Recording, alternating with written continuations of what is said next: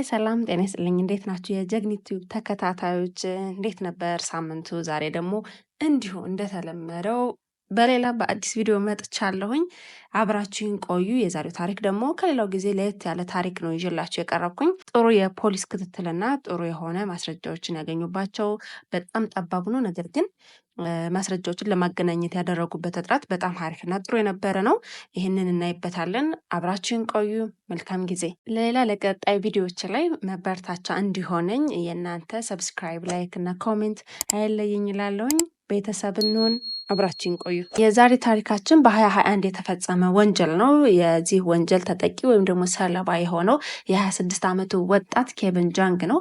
ኬቨን ጃንግ የቻይናዊ ሲሆን ነገር ግን ትምህርት እድሎችና የስራ እድሎችን አግኝቶ ዩኤስኤ ሄዶ እዛ ኒው ሄቨን የምትባል ከተማ ላይ እየኖረ እየሰራ የሚኖር ወጣት ነበረ። ይህ ወጣት ለእናቱ አንድ ልጅ ነው። እናቱ ከአባቱ ጋር ስለተፋታች አባቴው ሌላ ትዳር ይዞ ይኖራል። ነገር ግን ለእናቱ እሱ አንድ ልጇ ብቻ ነበረ። ከዛም በኋላ እናቱን በደንብ አድርጎ እሱ ነበር የሚያኖራተኝ ማለት ነው።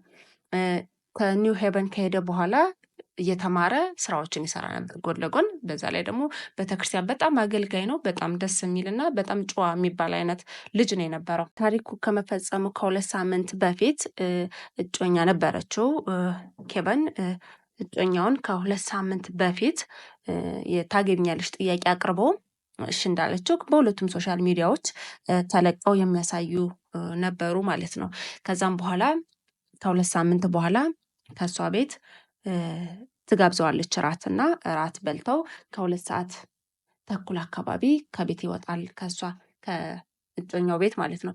ከቤት ከወጣ በኋላ ብዙም አልራቀም። ምናልባት የ5 ደቂቃ ኦር 10 ደቂቃ አካባቢ ነው ይሄ ወንጀል የተፈጸመው እሱ ከወጣ ከቤት። ከዛም የጥይት ሩምታዎች ይሰማሉ። የጥይት ሩምታዎች ከተሰሙ በኋላ እሷም እሱን ላይሆን ይችላል ብላ አላመለከተችም፣ አላለችም፣ ዝም ነው ያለችው። አላወቀችም። እሱ ጥይቱን ሰምታለች፣ ግን እሱ ይሆናል ብላ አልጠረጠረችም በጭራሽ። ይሄ ጥይቶች ከተኮሱ በኋላ ከዛ አካባቢ መንገድ ዳር ላይ ነው የምታይ ሴት ነበረች። እዛው አቅራቢያ ሆና በቤቷ መስኮት ውስጥ እያየች ነበረች። ለ911 ደውላ ወዲያውኑ ይህንን ወንጀል ታሳውቃለች ማለት ነው። ያሳወቀችው ምንድን ነው? የሆነ አንድ ጥቁር መኪና ኤስዩቪ የሚባል መኪና ማለት ነው እንደተኮሰበት ወደ ሰው ትናገራለች ማለት ነው። እና ሰው እንደወደቀ እዛው ላይ ትናገራለች። ሰው ወዲያውኑ ፖሊሶች ይመጣሉ። ይሄንን መረጃ እንደደረሳቸው ከመጡ በኋላ ያያሉ፣ ነገሮችን ማየት ይጀምራሉ። እና እሷ እንደተናገረችው ከሆነ ሰውየው ሲተኩስ የሚያሳየው ከዛው አካባቢ የቤት ካሜራ ነበርና ማግኘት ቻሉ ማለት ነው። እና ከመኪና ውስጥ ሆኖ ነበረ 2 ጥይቶችን የተኮሰ። ከዛም በኋላ ደግሞ ከወጣ ከመኪናው ልጁ ከወደቀ በኋላ እንደገና ከመኪናው ወጥቶ ሌላ 4 ጥይቶች ላይ ፊቱ ላይ፣ ደረቱ ላይ እና ሌላ አካባቢዎች ላይ አይኑ እያየ ተኮሰበት ማለት ነው።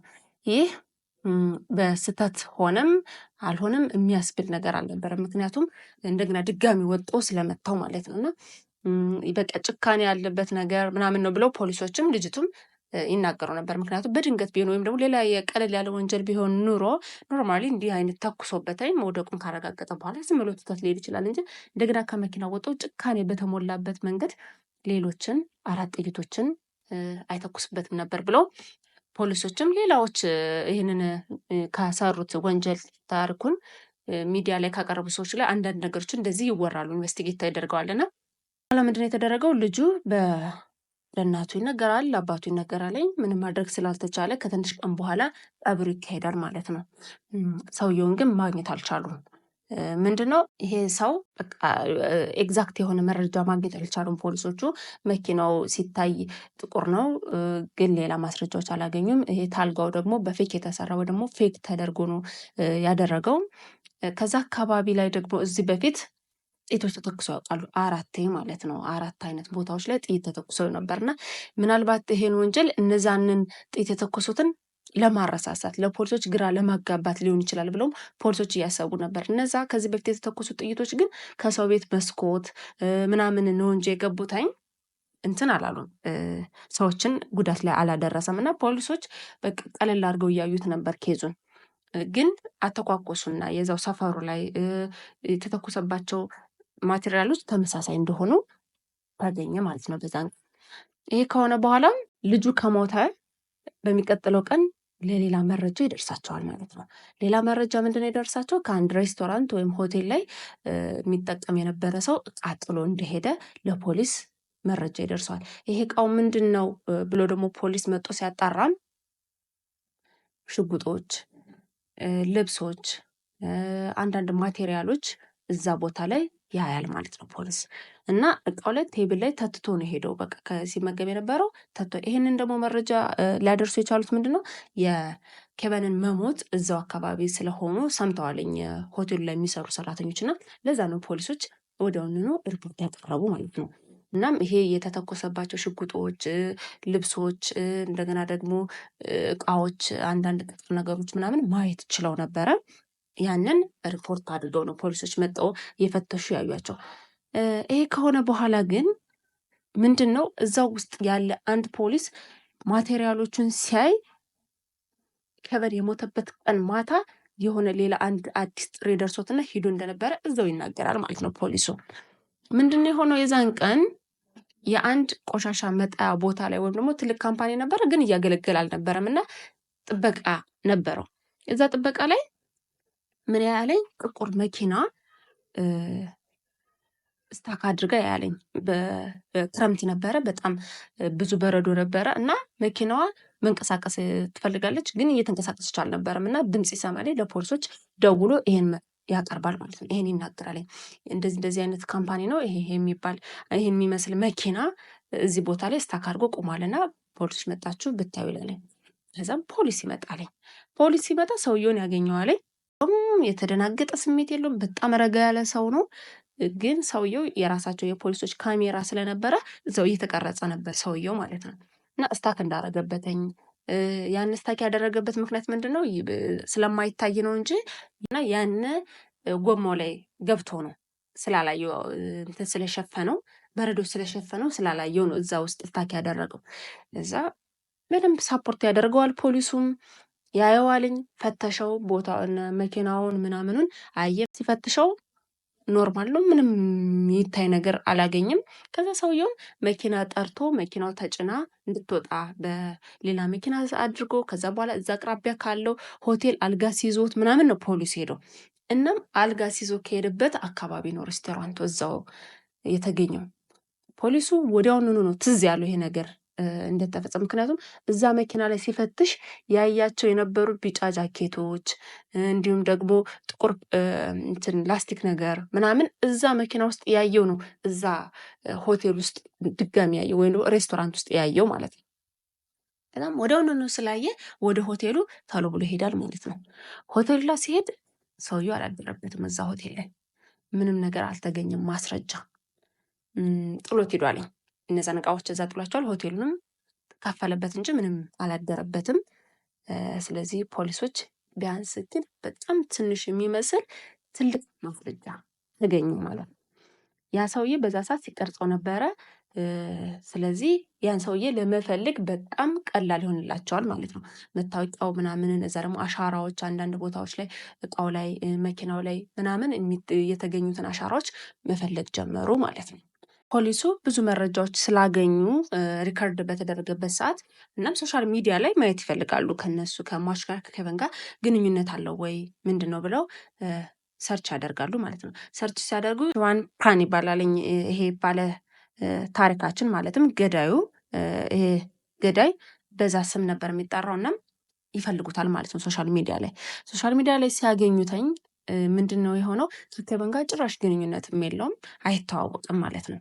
ነገር ግን ከኬቨን እጮኛ ጋራ ማለትም ጽዮን ወይም ደግሞ ጽዮን ከእሷ ጋራ ግን ይተዋወቃል፣ ፍሬንዶችም ናቸው። ስለዚህ ይሄ ወንጀል ምናልባትም ከእሷ ጋር ሊያገናኙ ይችላል ብለው ፖሊሶች ማሰብ ጀመሩ።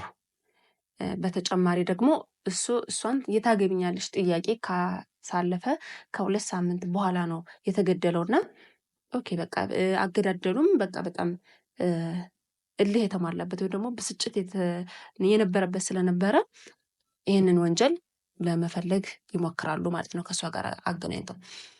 እዛም እሷን ይጠይቋታልኝ ስለዚህ ጉዳይ።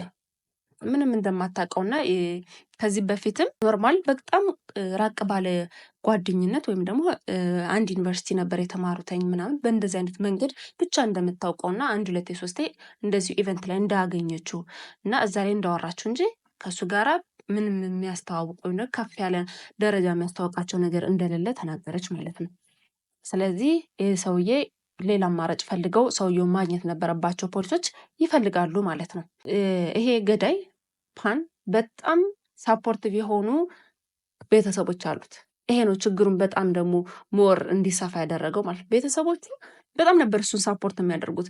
ፖሊሶች ቤተሰቦቹ ጋር ሂደው ስለሱ መረጃ መፈለግ ማግኘት ሲፈልጉ ቤተሰቦቹ ምንም መናገር አይፈልጉም ነበር። በጣም ድብቅ ያሉ ነበሩ። በተጨማሪ ደግሞ ጭራሽ ለሱ ለማገዝ ያላቸውን ንብረቶች በሙሉ እየሸጡ ይረዱት ነበር ማለት ነው። እንዲጠፋ ሌላ ቦታ እንዲቀይር ተብሎና ይሄ ነገር ፖሊሶችን በቃ አድካሚና ቶሎ ብሎ እንዲያገኙት ሊያደርግ አልቻለም።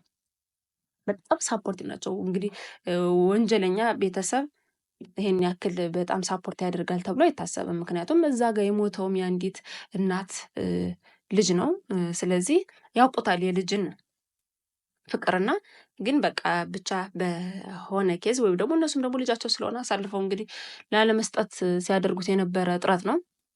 ስለዚህ ምን ይደረጋለኝ ማግኘት አልቻሉም በጭራሽ ማለት ነው። እና እነሱ ላይ በደንብ ጥናት ሲያደርጉ እንትኖች ፖሊሶች ምን ያደርጋሉ? በዛን ወራቶች እሱ እያደረገ ባለው እንቅስቃሴ ልጁ በሞተበት በኋላ በደንብ ቤተሰቦች በጣም ብዙ ብር ትራንስፈር እያደረጉ ወይም እንቅስቃሴ እያንቀሳቀስ እንደሆነ ፖሊሶች ደረጃ ይሰበታል።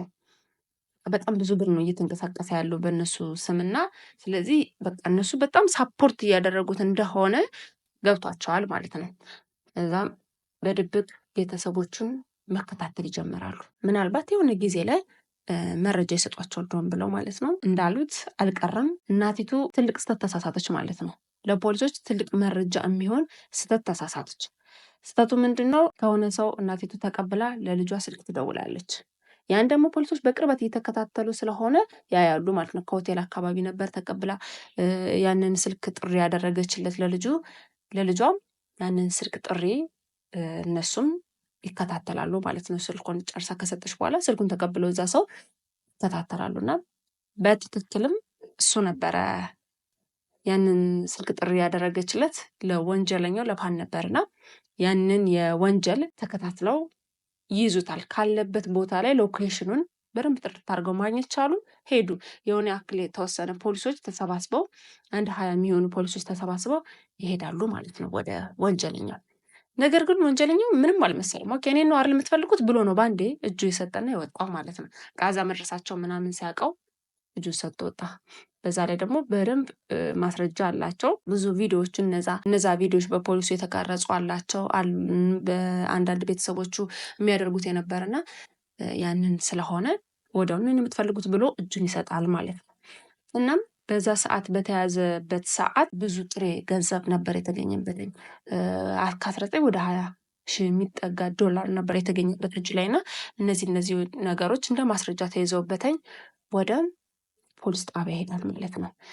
ይሄ የተገኘው ስንት ጊዜ በኋላ ነው? ከ4 ወር በኋላ ሊያዝ ችሏል ማለት ነው። ወንጀሉ ከተፈጸመ ከ4 ወር በኋላ ነው ፖሊሶች ማግኘት የቻሉትኝ። ያቺ ፖሊሱ በዛሽ ቀን ማታ ወንጀሏ በተፈጸመበት ቀን ማታ እርዳታ ሲያደርግላት የነበረችው ቪዲዮ በጣም ሳፖርት አድርጋቸው ከ4 ወር በኋላ እንዲያገኙት ተደርጓል። ምክንያቱም ቤተሰቦቹ ማግኘት ቻሉ። ከዛ በኋላ የቤተሰቦቻቸውን ያለውን ነገር ደግሞ እንደገና እንቅስቃሴያቸውን መከታተል ቻሉ።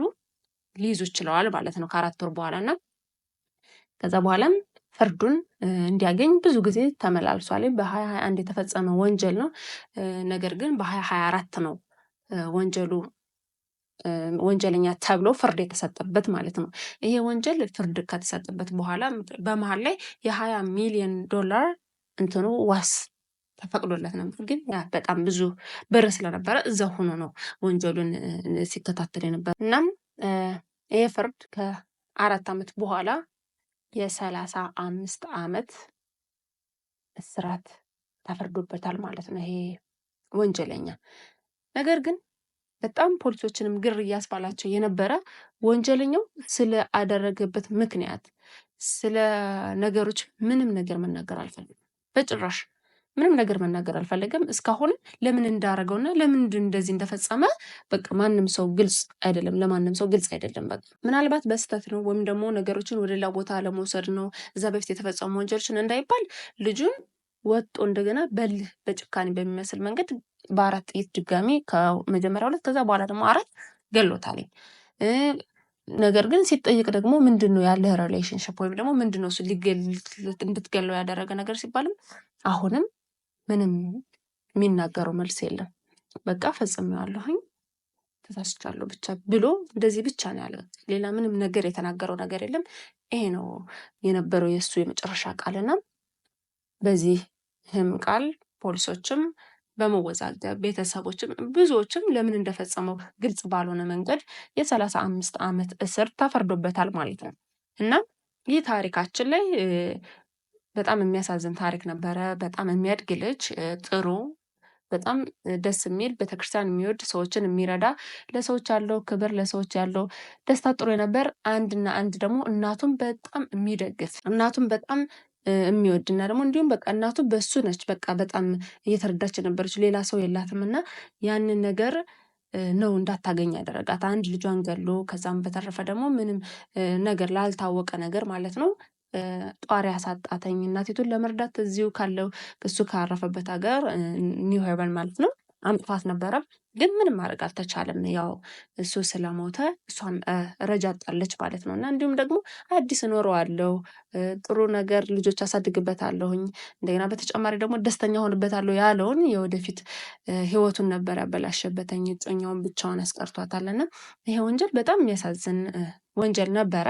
ምክንያቱም ምንም ምክንያት ባልታወቀ መንገድ የተፈጸመ ወንጀል ለወንጀል በእርግጥ ምክንያት አያስፈልገውም ምንም ቢሆን ምንም።